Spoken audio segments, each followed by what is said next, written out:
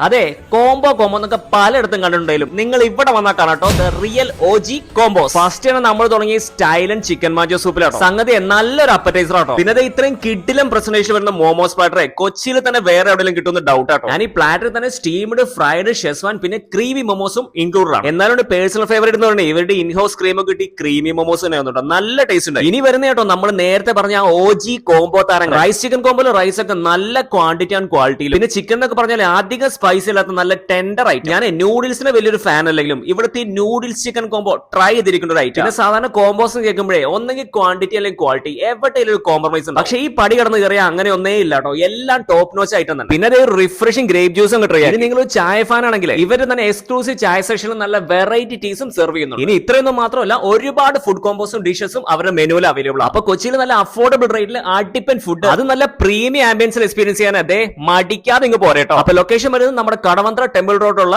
Petra cafe. അപ്പൊ try ചെയ്തിട്ട് തീർച്ചയായും ഫീഡ്ബാക്ക് അറിയിക്കുക.